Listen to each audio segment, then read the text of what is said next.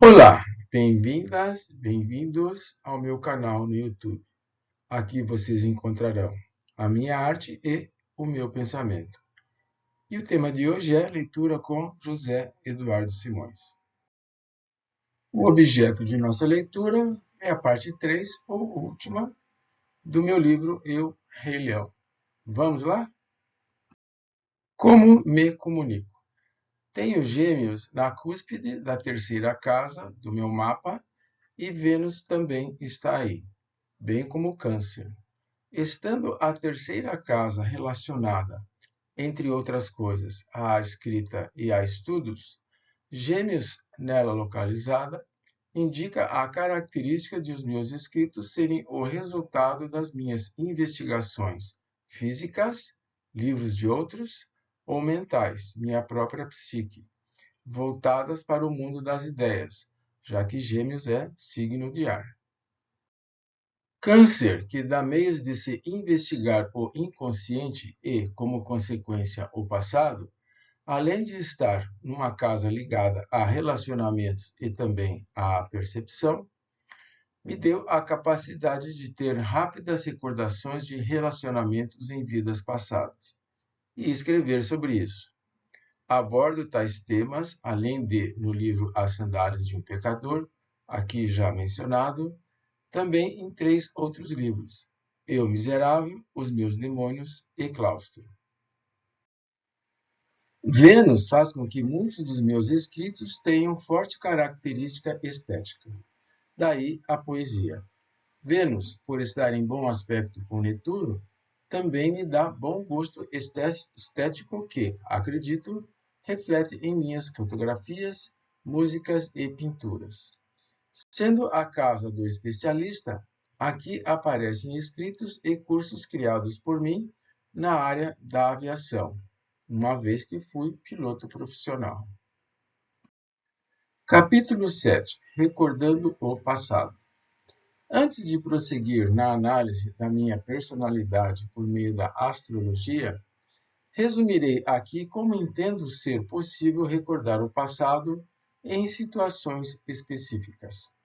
Arrisco a seguinte hipótese: acredita-se que tudo o que existe se dá a partir do vácuo, nada, que, para mim, é mundo de potencial de manifestação, onde não existe espaço nem tempo. Por outras palavras, tanto espaço quanto tempo surgem com a manifestação de potencial qualquer a partir do vácuo do nada. Nosso universo é exemplo disso. Eu sou outro. Esse potencial, por sua vez, é criado quando determinada manifestação se esgota e se retrai. A minha vida transformada em morte, por exemplo.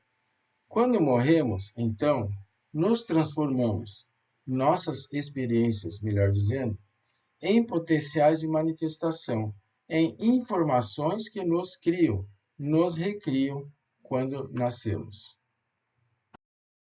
Por outras palavras, no fundo das nossas estruturas físicas encontra-se o potencial capaz de gerá-las, potencial criado individual e coletivamente ao longo dos bilhões de anos de existência da Terra e que, por sua vez, é resultado dos bilhões de anos de existência do universo e, quem sabe, de outros universos. Somente assim é possível explicar por que esse nosso universo gerou coisas tão diversas como matéria e vida, planetas e homens.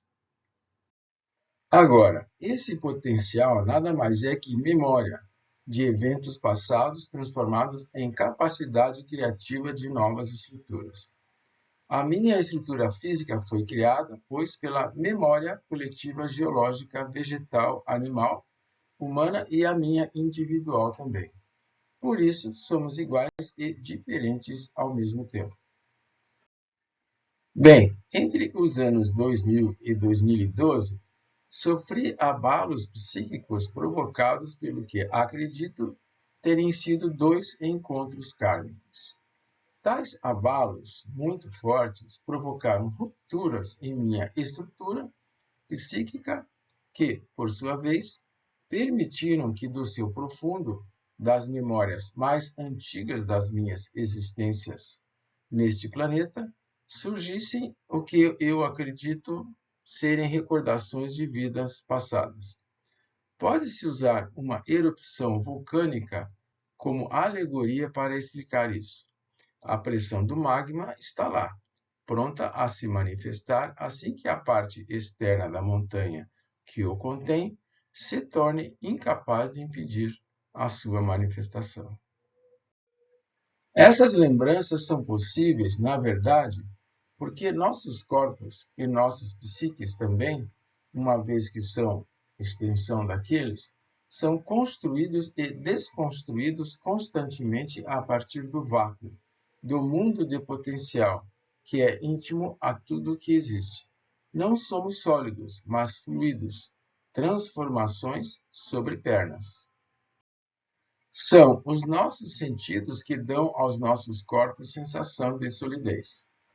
Tais lembranças seriam, então, ondulações mais intensas nesse mar de memória, que é o vácuo, o nada, reservatório de experiências passadas do qual somos todos constituídos, e tais ondulações chegariam à superfície, à nossa mente consciente. Capítulo 8. Criando o futuro. Curiosamente, foi a partir da crise psíquica aqui mencionada que a minha veia artística explodiu. Frequentava curso de letras entre os anos 2003 e 2005. Estimulado pelo estágio na Casa das Rosas, ambiente frequentado por poetas em São Paulo, passei a escrever poemas, e não quaisquer poemas, pois os que primeiro escrevi, 100 deles, se tornaram o meu livro A Epopeia do Espírito na Terra. Outros vieram em seguida e, mais à frente, comecei também a associar os meus poemas a fotografias, pinturas e, finalmente, músicas. Tudo somado, o número deles hoje passa de 1.500. Como isso ocorreu? A primeira explicação para isso eu tirei dos livros de Theodor Landscheid, graduado em Filosofia, Direito e Ciências Naturais. Neles, ele chama a atenção para o fato de que, nos limites entre dois centros de atração, existe estado delicado, contaminado pela ordem e pelo caos, e a partir do qual podem surgir novas estruturas. Bem, se considerarmos eu e as pessoas envolvidas no tal encontro kármico como centros de atração em conflito, podemos compreender as nossas tumultuadas relações como ordens contaminadas pelo caos. Tal caos, ou crise psíquica, no meu caso, é que permitiu o afloramento da minha capacidade artística, antes sufocada pelo meu lado técnico. Lendo agora Stuart Kauffman, chamou-me a atenção o termo adjacente possível, significando empurrão para o novo. Tal empurrão ocorreria no limiar do caos, estado limite entre alta rigidez e alta fluidez, e deve se dar de maneira que o caos não se estabeleça completamente. O novo seria, assim, propriedade emergente desse empurrão após ter sido ultrapassada certa fase de transição. Isso significa que tal propriedade emergente estaria latente, pronta para aparecer, uma vez que condições favoráveis para o seu aparecimento se estabelecessem. Pois, a meu ver, foi exatamente o que aconteceu comigo. Durante esse período de 12 anos estive várias vezes no limiar do caos, isto é, à beira da loucura e do suicídio. Tal estado, porém, ao invés de me enlouquecer ou me induzir a tirar a própria vida, permitiu que em mim surgisse algo que estava latente: o amor por arte. A minha capacidade artística, então, apesar de sempre ter estado presente em mim, como indica o meu mapa natal, apareceu somente quando eu tinha quase 50 anos de idade. Por outras palavras, foi necessária uma ruptura em minha psique, predominantemente técnica até então, para que tal capacidade surgisse. Essa ruptura parece ter sido necessária porque, segundo Freud, conforme citado por Roberto Assagioli, até produções literárias podem ficar retidas no inconsciente por mecanismos de defesa de diversas espécies. Importa destacar, porém, que para Assagioli, dentro do inconsciente existe um inconsciente superior, ou superconsciente, significando consciência acima da normal, usada no dia a dia. Porém, o meu superconsciente, responsável pelas minhas criações artísticas, somente se manifestou depois de eu ter vivido emoções fortíssimas por conta dos encontros que mencionei anteriormente e da transmutação dos, não menos fortes, impulsos sexuais que pretendiam me dominar. Não é escola e nem análise que plasmam verdadeiros artistas, mas tormentos de alma, agitações, tempestades de visões, escreveu o filósofo e teólogo Pietro Ubaldi.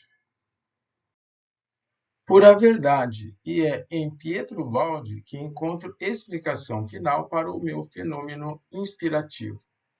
Tal fenômeno, segundo ele, ocorre quando a consciência comum, expandida por tormentos da alma, entra em sintonia com correntes de pensamentos mais elevadas, ou noures, como as chamava.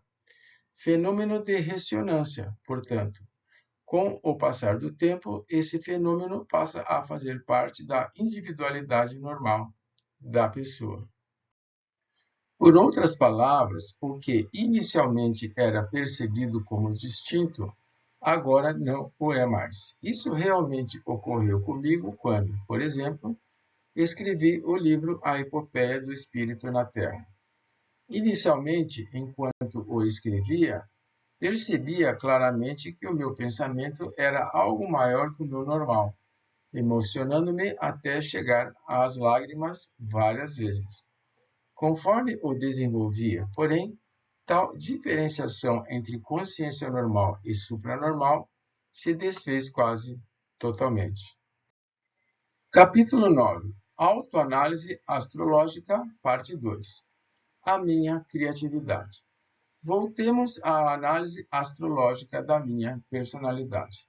A casa 4 tem a ver com ação no nível emocional, e tendo a sua cúspide em Câncer, signo ligado à criatividade e à intuição, faz com que as minhas emoções, os meus sentimentos, sejam a base das minhas intuições e das minhas criações literárias, associadas ou não à fotografia, música e pintura. A razão também delas participa, é claro, porém, mais como espécie de controle do que pode ser real ou não, e também do que deve ser dito ou não.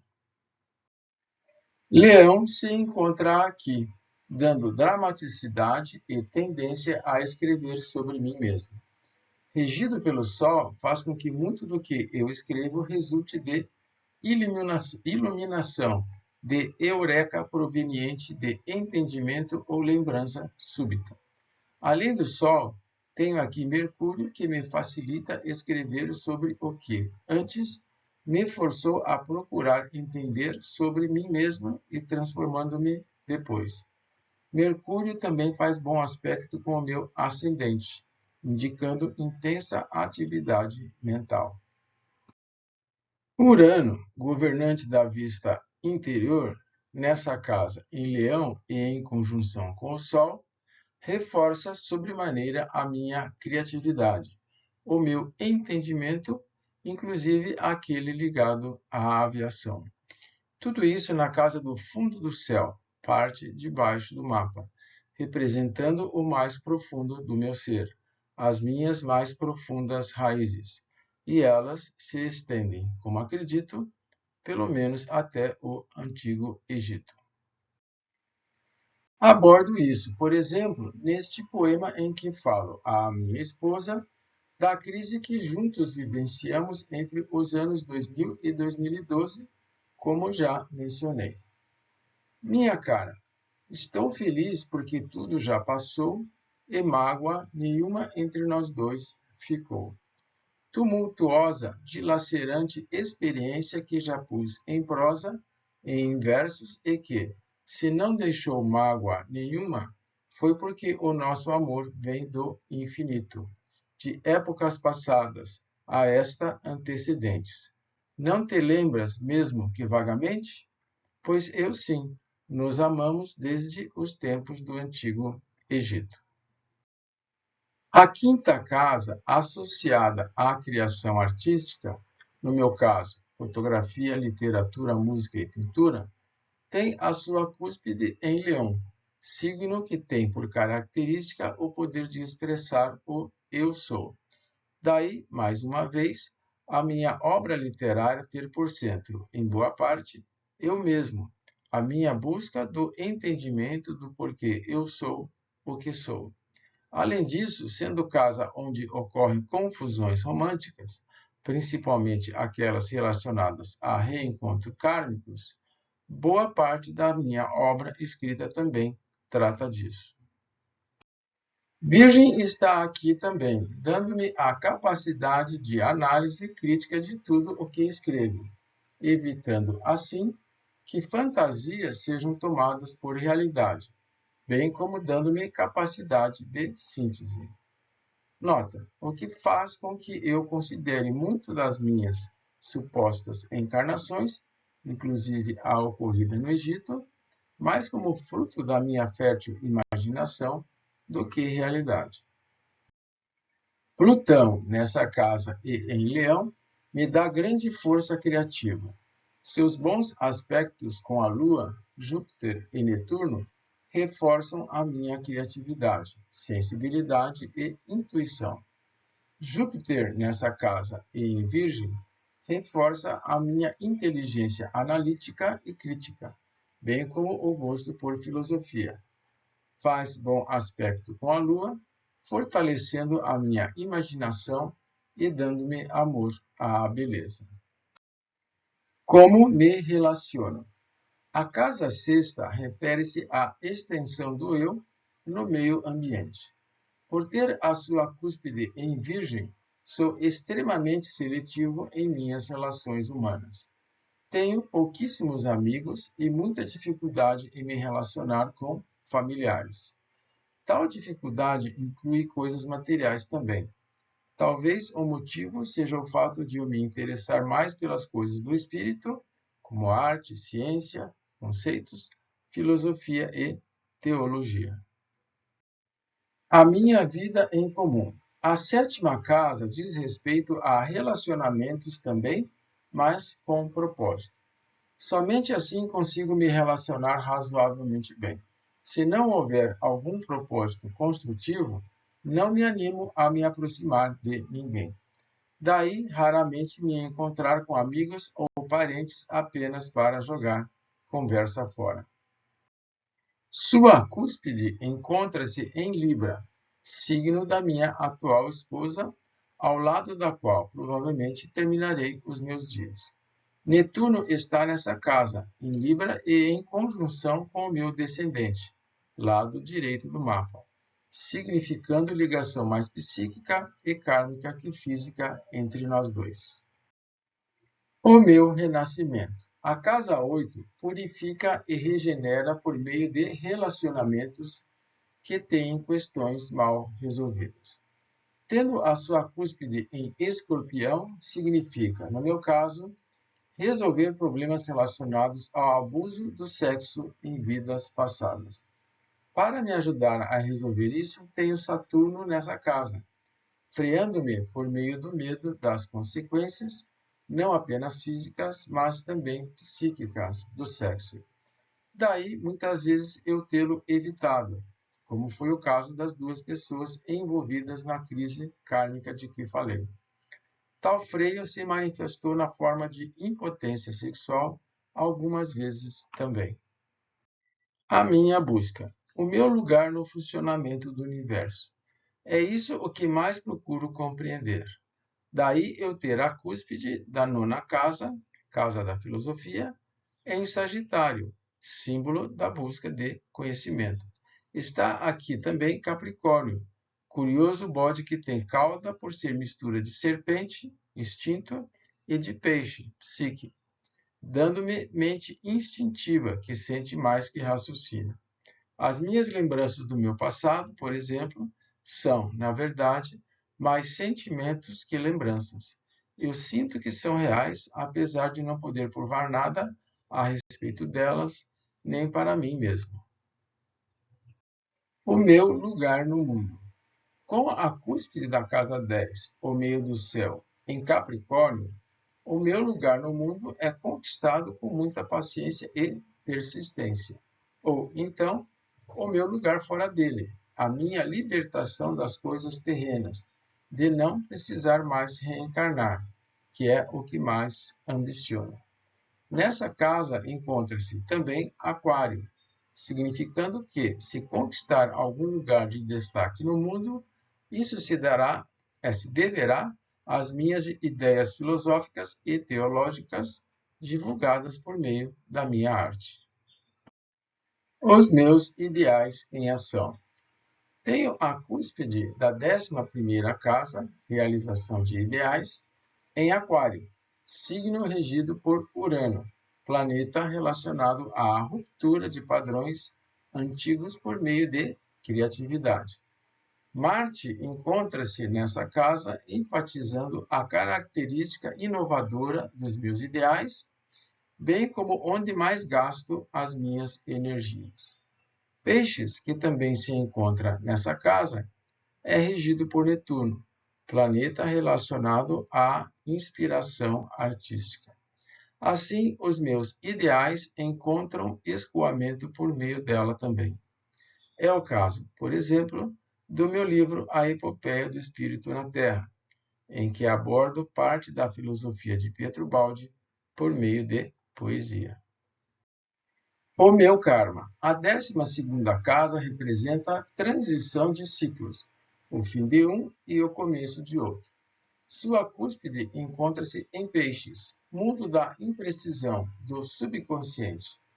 Mas nessa casa encontra-se também Áries, signo que salta para a frente, significando o meu superconsciente que, de um ímpeto, costuma vir à minha mente. Considerações finais. Bem, é isso, mas astrologia é bem mais que isso. Há muito para explorar. Aqui procurei expor parte do que consegui compreender do que li a respeito, mas, ao mesmo tempo, seria ingenuidade minha achar que está correto tudo o que escrevi. Este livro reflete, na verdade, a maneira que encontrei de expor, abordagem diferente daquela comumente vista, por exemplo, em jornais e revistas, e que costuma trazer mais descrédito para ela do que qualquer outra coisa. É convite para que outras pessoas interessadas por este assunto façam o mesmo. Bem, amigas e amigos, concluímos a leitura deste livro. Espero que tenham apreciado e espero revê-los em nova oportunidade. Fiquem bem, um grande beijo.